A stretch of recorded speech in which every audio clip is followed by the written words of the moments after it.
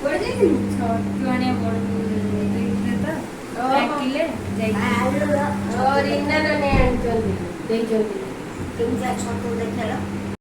ବଡ ବୋଉ ଦେଇଥିଲେ ଛତୁ ମାମା ବାଛିକି ବାଛୁଛି ଆଉ କେତେ ଛତୁ ବାଛି ସାରିଲୁଣି? ବାଛୁଛି ବା ଆହୁରି ଅଛି ଏତକ ବାଛିବି ସବୁ ଯାକ।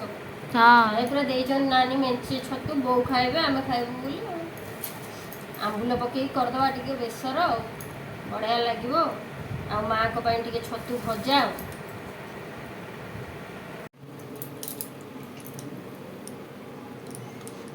କହୁଛି ମତେ ଏବେ ମାମା ଛତୁ ଭାଜିବା ଷ୍ଟାର୍ଟ କରିଦେଲା ଆଉ ଏବେ ଷ୍ଟାର୍ଟ ତ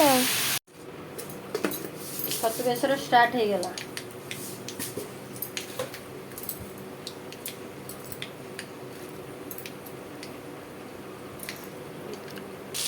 ମାମା ଏଥର ପକେଇଲା କଣ ଏଇଟା ମାମା? ସୋରିଷ ମସଲା ବେସର କରିବା ନା ଛତୁ ବେସର ପକେଇଦେଲି ତାପରେ ଟିକେ ଆଉ ଧୋଇକି ସେଇଥିରେ ପାଣି ଦେଇଦେବା ବେଶୀ ଫୁଟେଇବାନି ପିତା ହେଇଯିବ ନା।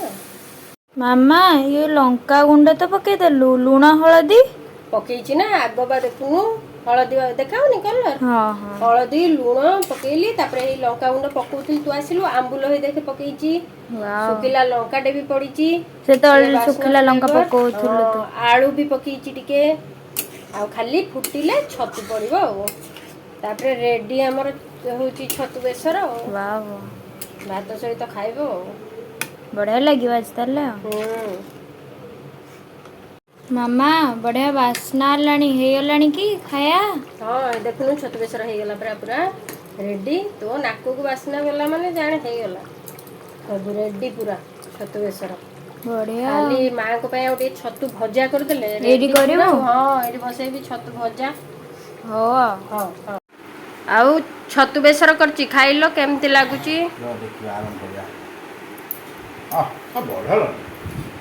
ସତରେ ଭଲ ହେଇଛି ତ? ବଢିଆ ହେଇଛି ଛତୁ ବେସର ଛତୁ ଭଜା ଛତୁ ବେସର ଭଜା କେମିତି ହେଇଛି? ବଢିଆ ହେଇଛି ଆଉ ଟିକେ ବେସର ଛତୁ ଖା ବଢିଆ ହେଇଛି ବଢିଆ ଏକ ନମ୍ବର ବହୁତ ଟେଷ୍ଟି ହେଇଛି ବଢିଆ ଲାଗୁଛି।